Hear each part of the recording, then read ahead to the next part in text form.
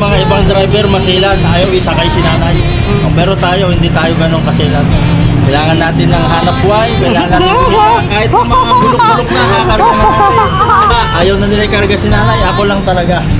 Kasi nga, hanap buhay ay nahanap natin. Yung kumita tayo para mayroon tayong pagkain, pambili ng bigas at saka ulam. Yun lang buhay natin. Naglagay niyo muna dyan. Mga nagkakatas na.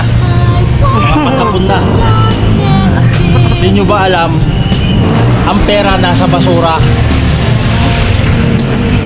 Shout out guys. Shout out sa mga nakaranas ng ganitong buhay.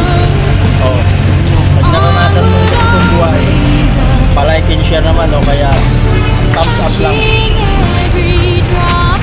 Oh, yan guys oh. Bulok-bulok na pero pinagtsatsagaan pa rin. Talaga namang nasa basura ang pera. Ayan, si nanay.